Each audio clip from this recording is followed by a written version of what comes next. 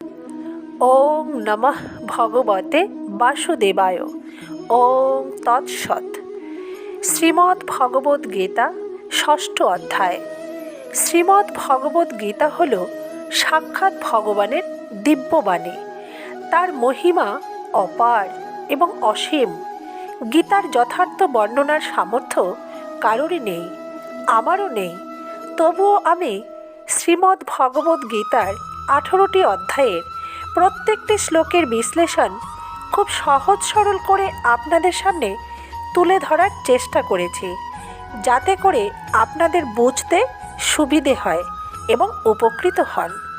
গীতা পাঠ করলে বা শুনলে জীবনের প্রত্যেক মুহূর্তের খারাপ সময়গুলি দূর হয়ে যায় এবং কোনো না কোনোভাবে সকল সমস্যার সমাধান করে এই গীতা। তাই রোজ সংসারের সকল কাজের মধ্যেও একটু সময় করে নিয়মিত ভগবদ্গীতা পাঠ শুনুন।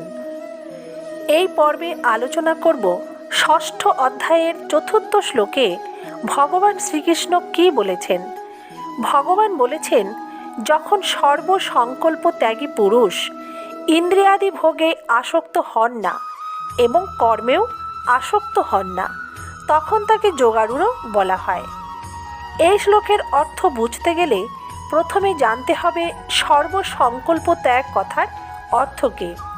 সর্বসংকল্প ত্যাগের অর্থ স্ফুরণ মাত্রেই সর্বতোভাবে ত্যাগ নয়। এমন মনে করলে যোগারূঢ় অবস্থার বর্ণনাও অসম্ভব হয়ে যাবে।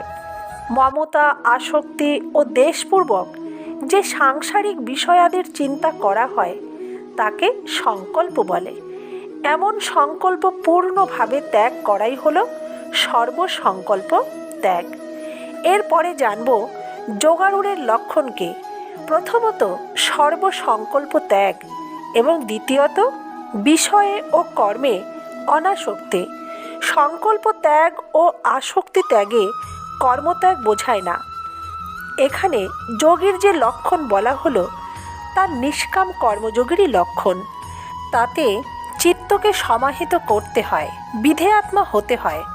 যম, নিয়ম, আসন, প্রাণায়াম আদি অষ্টাঙ্গ যোগ এর সহায়ক। ধ্যানযোগে সমাধির অবস্থায় অবশ্যই কর্মত্যাগ করতে হয়, কিন্তু তাতে সিদ্ধি লাভ করলে সাধক ব্রহ্মভূত হন এবং জীবনমুক্ত হন। তখন যে কর্ম হয় সেটিই হলো প্রকৃত নিষ্কাম কর্ম। এবার জানব 4র্থ শ্লোকের বিশ্লেষণে ভগবান কি বলেছেন। ভগবান বলেছেন, সমাহিত চেতা ব্যক্তি আত্মাকে অকর্তা, অভোক্তা, পরম আনন্দ স্বরূপ এবং অদ্বিতীয় রূপে দর্শন করেন। সেজন্য তিনি ইন্দ্রিয় গ্রাহ্য বস্তু সকল যে মিথ্যে সেই জ্ঞানপ্রাপ্ত হন। কোনো কর্মেই তার আর প্রয়োজন থাকে না। তিনি সংকল্প ও কামনারহিত হয়ে যান। তিনি সর্বসংকল্প ত্যাগী ও যোগারূঢ় হয়ে যান। সংকল্প আর তার কামনা অন্তরে ত্যাগ হলে তবেই চিত্তে শুদ্ধতা আসে। সিদ্ধ অবস্থায় আপনিই যোগীর কর্ম ত্যাগ হয়ে যায়। সকল কামনা দূর হয়ে তার ইন্দ্রিয় ভোগ্য বিষয়ের প্রতি আসক্তি নিজে হতেই চলে যায়। ভগবান বলেছেন, সুখ ভোগ করলে ইন্দ্রিয় ভোগের আসক্তি বেড়েই চলে। সেজন্য যোগারূঢ় সাধক তার ইচ্ছা বা অনিচ্ছাতে প্রাপ্ত অনুকূল বা প্রতিকূল বস্তুতে আহ্লাদিত বা বিষাদিত হন না। তিনি নিরপেক্ষ থাকেন। তার ইন্দ্রিয়গুলি কখনোই ওই সমস্ত বস্তুতে যুক্ত হতে পারে না।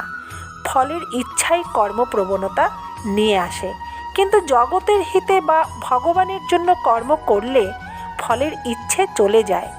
কর্মপ্রবণতা আর না থাকায় যোগী সমত্ব প্রাপ্ত হন। এই সমত্বে স্থিত হলেই তাকে যোগারূঢ় বলা হয়। যোগারূঢ় হলে তিনি পরম আত্মতত্ত্ব প্রাপ্ত হন। ধন্যবাদ বন্ধুরা, ভালো থাকবেন, সুস্থ থাকবেন। আমার চ্যানেলটিকে সাবস্ক্রাইব করে আমার পাশে থাকবেন। ভালো লাগলে লাইক, কমেন্ট, শেয়ার করতে ভুলবেন না। জয় শ্রীকৃষ্ণ।